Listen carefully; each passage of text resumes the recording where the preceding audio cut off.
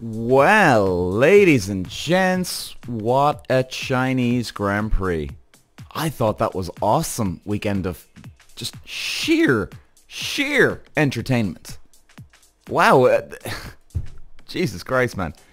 So where do we start today? I mean, there's a lot to get through here, guys. I've got all my notes here, so just bear with me now if you're watching me on YouTube and you're wondering why I'm looking away and looking down here. I've literally all my notes laid out here, guys. Trying to be as prepared as I can. So, first of all, this track, it's awesome. I mean, this is a driver's wet fucking dream of a track, especially when you go out the back, guys. You come out of the first couple of corners, you go into that right-hand hairpin, and then you go out that left, that first double apex left-handers out the back, where you're almost flat out. It's just, oh my god. It kind of reminds me of Spa in a way. I wouldn't go that far to say that it's Spa. Like, Spa's a real driver's track, you know, where it's just, it's literally feel like you've died and gone to heaven. And this, China, my god. My god. And I hope we go back here again, guys, more and more and more, you know. In fact, I must check. I think they have the contract for next year as well.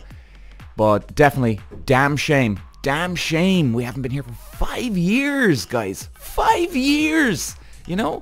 It's unbelievable. Unreal. Anyway, point is, we're back in China. Delighted to be here.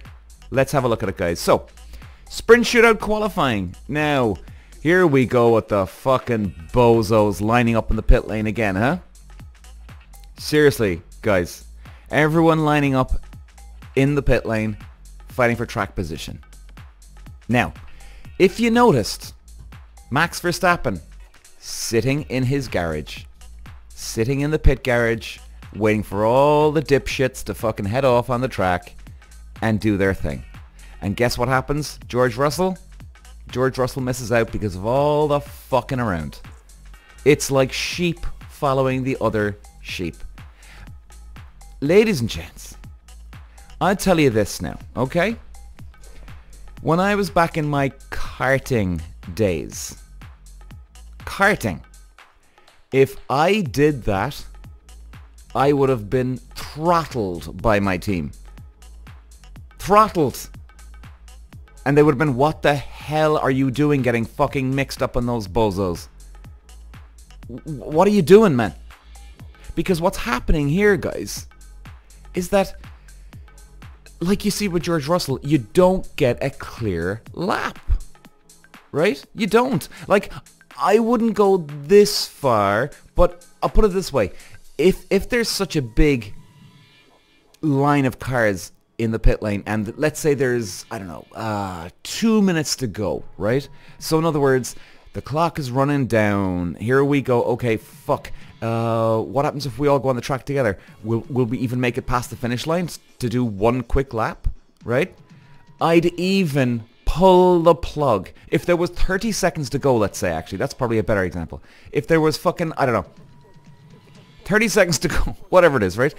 Like, just enough time to get a lap in. Actually, I'm completely wrong. 30 seconds is way off. A minute and a half, let's say. Jesus, I'm sorry, guys. I'm just trying to think of it here as I go. If there was a minute and a half and the lap time was under a minute and a half, okay? Let's just go with that. And the clock's running down and there's a huge fucking line in the garage or in the pit lane. What am I going to do? I'm probably... Guys, I'm not going to go on the track. I'm just trying to find the right word for this. I'm not going on the track. I'm like, okay, we fucked it. Because, guys, all you're going to do here is get lined up behind the guy in front of you, or if everybody dashes out of the pit lane and goes flat out, right? And I mean flat out because they're trying to get past that line before the clock goes down, right? You're still behind other fuckers on the track. So you're screwed. You're not going to get a good lap. Now, of course, it depends on what the scenario is, right, as well. Let's say you did get a banker of a lap before this, right? So let's say if it's in qualifying 3 and you did one quick lap and then you came back in, and as we all know, okay, right, they do one quick lap, they come back in, and then a few minutes to go, they go back out to do their last fast lap. Now, if I put a banker in right? I'm actually on the board. Well, that's it. Job done. I'm not going out for that last lap. Fuck that. I'm going to be too much traffic. It's not going to happen. And there's a big chance as well, guys, that even when I'm on the warm-up lap, right? And let's say again now, everybody's going flat out. There's going to be some driver out there that's going to try and fuck you up. As in, they're going to just brake test you just before you come onto the main straight, okay? And just to fuck your rhythm. And by the way, nothing wrong with that. Absolutely not. Absolutely not. But it's just too dodgy. And these guys are meant to be Formula 1 drivers, guys. Jesus Christ. You know this in karting. We know this from karting, that you don't do this. Man, and these guys are getting paid millions. Millions and millions of dollars. Jesus Christ. Okay. Anyway, let's keep going. So, the sprint shootout session 2, guys. Verstappen going off twice. Perez went off. Hamilton goes to pole. And then Norris gets it on pole. And then he gets taken off. And then it gets reinstated again. I mean, I have to say, what a dramatic ending to qualifying for sprint, huh? Jesus. Amazing. Now, I want to discuss the Hamilton and Norris incident here, okay? So, sorry, not Hamilton, Norris, beg your pardon. The Norris incident. So, what happened with Norris? Now, this is the most fucked up rule, right? Norris goes off over the white line. They disqualify his lap. Then they reinstate it. Because the next lap he drives is slower. Guys, that is the most fucked up rule. Two things. Number one, I've said this before in my podcast, right? It doesn't make sense why they're doing these things. They're giving themselves too much work. The FIA governing body. They're giving themselves too much work. There's too many corners. There's too many laps. There's too many drivers to look out for every single fucking white line incident, right? What they should do, easy solution here, easy fix. Lads, go on. You're Formula 1 drivers. You're meant to be the best in the world. You're used to driving cars fast. You know what? Knock yourself out, boys. Go over the white line. We don't give a shit. Whatever. Okay, they're obviously not going to say it like that, of course. But you know what I'm coming from, right? As in like, yeah, guys, fine. Over white line, Grant, you're done. Job done. And the thing is, everybody would have that advantage then. So it's not one driver here or one or two drivers here that are getting the advantage. It's everybody would have the advantage, right? So everybody would have the advantage, tick. Less work for the FIA, tick. And then less bullshit, because this doesn't even make sense, right? Now, you could hear Karun on Sky Sports. He doesn't have the guy, sorry guys, but he doesn't know what he's talking about, this guy. Karun is saying, oh, well, it doesn't matter. They reinstated his lap because his next lap was slower. Well, actually, Karun, what Norris did cleverly was he risked it all on that lap because this fucker's read the handbook of the rules and he knows that it's going to be reinstated. So Norris went over the white line. I wouldn't say he went it over on purpose, but I'll put it this way. He didn't have to worry about it, and he knows that. Alright? All you gotta do, put a banker lap in, because this is the wet conditions, guys, right? So, like, you can see, was it, Oscar Piastri was he 3 seconds off Norris? I think he was, right? So again, no one knows the track the way it is at the moment. It's hard to know how the track's gonna be. It looks like there's a clear tarmac surface that's laid down again, so it's going to be an almost like a new track that they come to. So in that type of conditions, you could have a really, really good lap, but then your next lap could be dog shit. But that lap that you did 2 laps ago could still get you pole position. Alright? Because it was those type of conditions. Now, if it was dry conditions, totally different scenario. Your second last lap would have been, technically, should have been the slower one of the last lap. Alright? But this is the wet conditions. It was all over the place, as you can see. I mean, Jesus, Verstappen, Perez, a lot of them, they went off the track. Verstappen went off even twice, right? So very, very tricky conditions. And the thing is, Norris jumps in, does that really good lap, gets an advantage. Yes, he does. He did gain an advantage here. Just that little extra speed. And all he's got to do for the next lap is just slow down. That's it. Slow down. Job done. Problem solved. And guess what? His pole position lap was based on the second last lap. Not the last lap, the second last lap. And Karun was saying, oh, well, you know, yeah, it's grand because he went slower in the last lap. Karun, Jesus Christ, you drove in Formula 1, man. What are you talking about? Jesus. Seriously, guys, I question some of these guys, and I'm genuinely not having a go off this guy, Karun. I'm not. Because do you know what? He does seem like a really, really nice guy. You know, I'd say he'd be one of those guys you could go have a couple of beers with. You know, he'd be very humble. He's just a nice, decent, solid, down-to-earth guy. But his knowledge for Formula 1? Jesus. Anyway, guys, the point is this. It's a ridiculous rule change. What they should have done, number one, get rid of this rule, first of all, going over the white line. Let them go over the white line. But okay, if not, like we see now, they should have disqualified Norris completely. Or not disqualified him from the race, but disqualified his lap, sorry, should I say. They should have completely done that. But there's always a loop in the rules, huh? Jesus Christ. Okay, so guys, definitely interesting. And look, Hamilton got it off pole. He was obviously delighted with that, of course. And to be fair, guys, you know I'm not a big Lewis Hamilton fan, but I tell you now, and hats off to the man. You know, when people were struggling, we saw Verstappen struggle. We saw his teammate George Russell struggle. A lot of guys were having spins and offs and going wide and this and that. And for Hamilton, he knows the track, he's experienced, he kept his cool, and he sticks it off pole. And, you know, I have to say,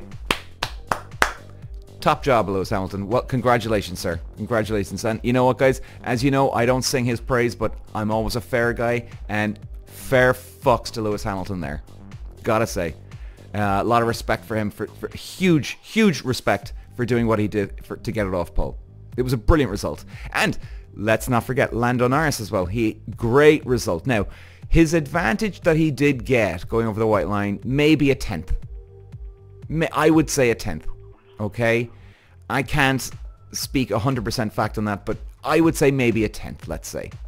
But even still, even if he didn't gain that 10th, it was still a phenomenal lap by Lando Norris as well. So seriously, to the two boys, Lando Norris on pole, Lewis Hamilton off pole, enormous credit to the two of them.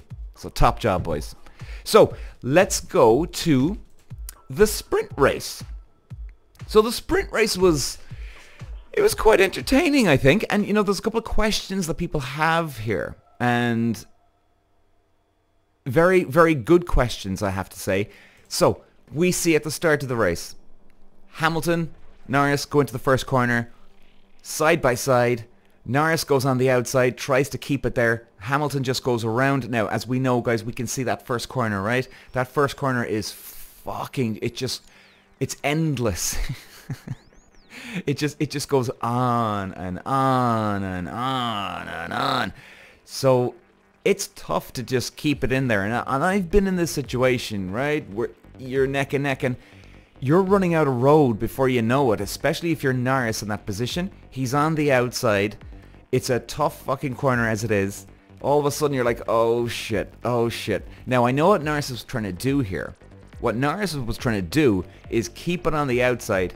Even if he could just stay with Hamilton here, then he'd be the inside for turn 2. So he was just, okay, look, I'll just keep it here, keep it here, keep it here, keep it here. So he wasn't actually trying to overtake Hamilton in turn 1. He was just, okay, just stay with them, stay with them, stay with them, stay with them, and then keep the track position. So then turn 2, you're lined up, you're ready to go, lock and load, boom. You're in the inside for the turn 2, and off he goes, and then he takes the lead, right? So classic race maneuver. but it was a good idea to a degree. For that type of corner, it was a situation. Norris would not have planned that move. You know, he wasn't going to go, right, okay, now, so before the start here now, all right, if I get into the corner here now, I'm going to stay on the outside of him. There's no way you would have planned that type of move. It's just one of those moments where, oh, shit, I'm on the outside. Okay, just stay where I am, stay where I am. It's a wing and a prayer job. It really is. It's a wing and a prayer, and a bit of a Hail Mary, I have to say, you know. And in fairness, Norris would have even said, oh, Jesus, oh, Jesus. Now, some people said, did Hamilton sort of not knock him off, but help him go off? Now, yes and no. Hamilton, yes, let the car drift a little wider, but the thing is, Hamilton would not be able to afford to go too wide in that corner, because if he does, you'll have some hot shot up his ass and he'll take the lead and go up the inside. So Hamilton's got to be very careful in this situation, okay? So he's just doing it just enough to just try and, I suppose, what would you call it? Just put off Norris a little bit, okay? Just to put him off a little bit, get him to slow down and back off. So that's what he was trying to do.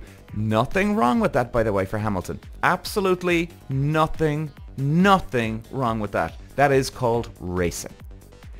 And then you see Hamilton. Now, if you watch the onboard, guys, you see Hamilton, he flicks the wheel. He actually gets the car a little bit too on the limit. He just pushes it too much, and the car gets a bit raggedy, and he has to correct it. So that wasn't Hamilton trying to take Norris off at all. That was Hamilton just literally having a whoopsie moment, if you want to call it that. Okay? So there was nothing wrong with that. It was cool to watch, in fairness. It was great to watch, you know. And then we see Hamilton during the race. Then we see, I'm just looking at my notes here, guys. Hamilton locks the brakes. Okay, so we see it, I think, was it lap 9 here? Hamilton goes into the chicane, locks the brakes. Sorry, the hairpin, locks the brakes. That allows Verstappen to go right up on his ass and then use DRS and then overtake him and take the lead. So, look, Hamilton, you know, I'm going to go again. I can't even believe I'm talking about Hamilton this much. I credit him, but I have to give it to him. Hamilton is a really, really good driver, okay? He made a small mistake, slight mistake. It wasn't buckling under the pressure or anything like that. No, Hamilton's used to these type of scenarios, okay? Let's make no mistake about it. Hamilton has won 7 world championships. He's won over 100 races. The guy's experienced enough to know that when there's a bit of pressure on him, he can handle it. And in fairness, he does handle pressure quite well. And he made a small little mistake. It wasn't buckling under the pressure. I think he's just pushing the car, right? Maybe a little desperation to try and get that fucking car to just go. Come on, come on, come on. But it wasn't buckling under the pressure. Do you get what I mean? I hope I'm making sense here on that one, guys. Like, if this was now Hamilton up there and, you know, there's a championship up for grabs or a big race win up for grabs, then he made the mistake? Yes. Okay. Then I'd be saying, ooh, did Hamilton buckle under the pressure? It looks like he could have. But it's not. I mean, it's a sprint race. Yes, they do treat the sprint race quite seriously. At the same time, it's all about the Grand Prix itself, because it's still only 8 points up for grabs here, you know? So yes, it is important. It is very important to do well in the sprint race because there's points up for grabs. But it ain't the end of the world here. Do you know what I mean? I hope I'm making sense, guys. But there was some great action here, in fairness, wasn't there? Like, even Sainz, Alonso and Perez. Holy Jesus. Talk about a battle. That was so exciting, guys. Jesus. Oh, man. This is what we want to see. We want to see a lot more of this now as we go along, don't we? Oh, Jesus. And then Carlos Sainz and Leclerc. Leclerc getting a little bent out of shape after the race. A little bit. But in fairness, Leclerc, he's a good guy. I honestly don't think Carlos Sainz meant it in a bad way. I think it was just because when they went to the hairpin, they nearly locked wheels and hit each other off. But it was just two guys going for it, defending their position. going for it, and they just went a little wide. It happens all the time, guys. Happens all the time, you know? So I have to say I was a little bit surprised. I'm not disappointed in Charles Leclerc. I'd be just a little surprised from his reaction afterwards, do you know? Because he would have known. He knows this. Now, he wasn't bitching and moaning about him afterwards. He was like, oh, that was a bit aggressive, alright. But you could even tell then in the interview, you know, he's pulling himself back in again, you know. He's kind of like, oh, well, look, we'll talk about it, it'll be grand. We have a good relationship, you know. And that's what you like to see. That's what you like to see in Formula 1. Two guys that respect each other. They'll give each other that little bit of room when it comes down to it. And that's good, you know. It really is. Of course you want to destroy your teammate, but you still show him some respect, you know. So anyway, guys, it was a great race. Verstappen takes the win. Fantastic result for him. Pure dominance again, and he just started fourth, just took his time, nice and relaxed, like a fucking Sunday drive up to the top. And that was it, job done. So anyway, guys, let's get into the qualifying for the actual race. Alright guys, so let's talk about the main event, the main Grand Prix and qualifying. Let's talk about the qualifying first. Bit of drama here going on in the qualifying. I mean, you gotta look at Hamilton qualifying 18th. Jesus. Like, it couldn't get any fucking worse. And he didn't even say that. He said he couldn't even get any worse than this, and he started laughing. I think we've all been there, every race driver. You're just like, Jesus, what the fuck? This is ridiculous, you know. I kind of liked him. I have to admit now, I kind of liked the way he did laugh, as in like, fuck it, what can I do, lads? Screw it, you know. It was very funny, but look, he made a small mistake, no big deal. He said that he's experimenting with the car in qualifying, and you got to do it. You got to take some risks to try and get to the top, and that's what Mercedes were trying to do there. I don't think they're still not giving Hamilton the right equipment, okay? I can tell you that now. But they wouldn't mind him finishing in the top 10, put it that way, okay? That's what I would think anyway. Now look, maybe I'm wrong, but they certainly want George Russell to be their #1 golden boy, that's for sure. How much will they give to Hamilton? Not much going forward, but they'd still want him to finish in the top 10 for revenue, for the agreements, right? For money coming into the team. So that would be important, and to score some points. But they're certainly not going to be giving him the chocolate factory ticket here, you know? But look, that's what happens in racing. You try things out. Some things will work, some things won't, and obviously for him, and obviously look, he made a small mistake. No big deal. He's trying shit out. It's championship's not up for grabs here for Hamilton, so it is what it is. Now Logan Sargent, oh man, this poor fucking guy, I swear to God, he has another spin. Jesus, like, Christ, man, what do you do with this guy? His head is fucked. His head is fucked. I don't know what to say. He feels violated. His head is gone. His head is gone.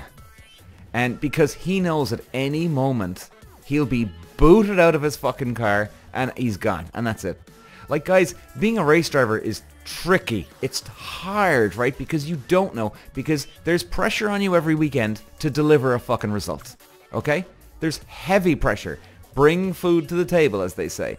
Get a result. Make the team happy as well. Right? Very, very important. A lot of pressure.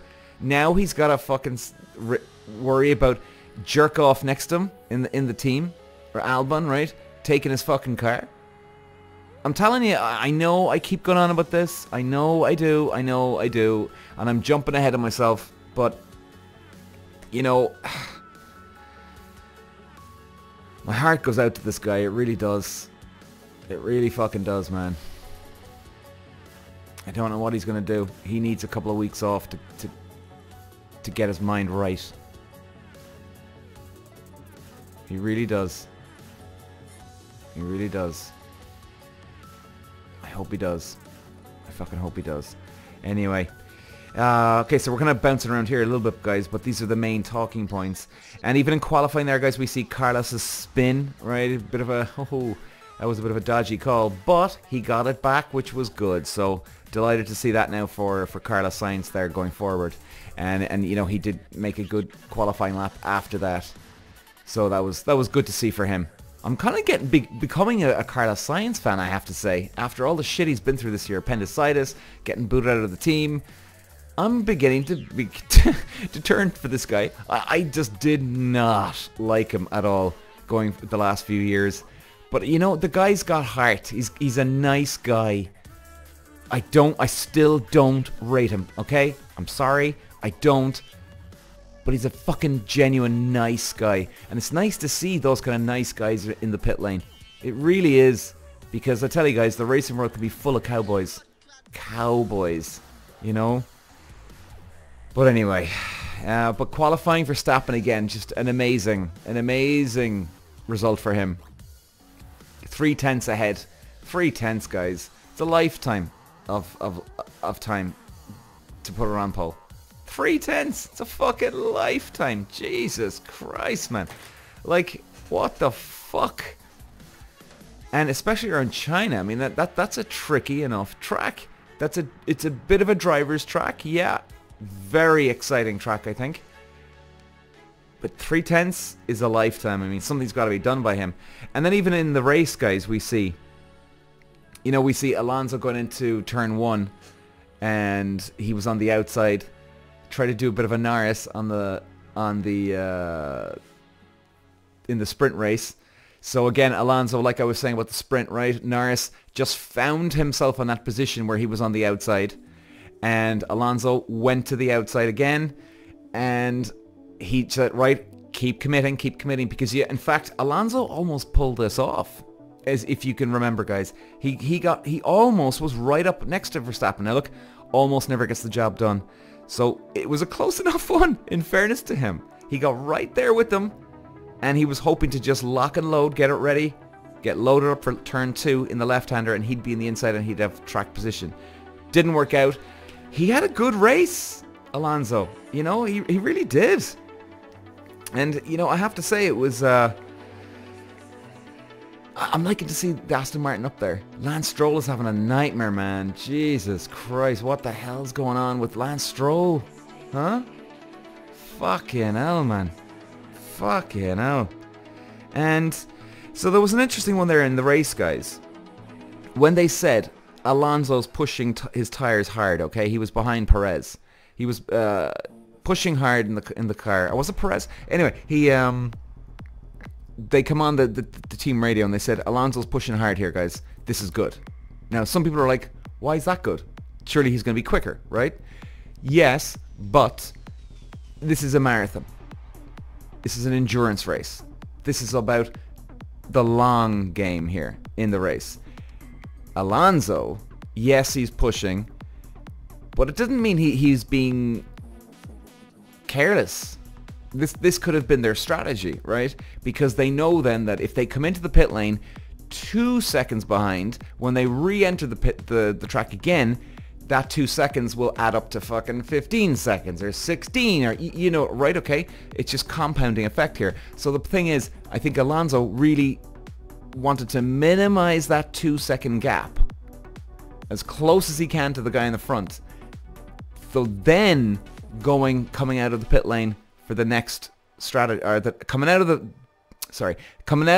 pit lane as the strategy. Jeez, I can barely speak English today. What's wrong with me? My God.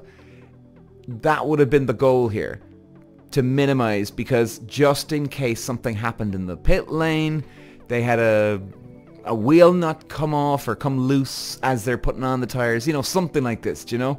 So they really had to tighten everything up, as you'd say, you know? And again, then especially then when they know what compound they're going for next, then they're calculating that as well, you see, right? So in other words, okay, right guys, we're putting on the hard compound now in a minute. So if we put on the hard here now, does that mean now if we have that 2 second gap now before the pit lane or the pit change, is that going to fuck us when we're on the hard tires? Now, they mightn't have been as as tight about it if they had soft tires on. You know? Coming out of the pit lane, because then, okay, right, let's go for this. Do you know what I mean? So, like, it just depends on the tires, guys. It depends on the strategy. But the point is this. They're saying it's good for them. Now, Red Bull are thinking, oh, well, this is good now because he's going to wear his tires out. Well, that's if they're being careless. But this is Fernando Alonso here. Let's not mistake it. This is Fernando Alonso. He's not going to fuck around. He's experienced enough. He's not going to be careless. So, I think they were wrong on that one.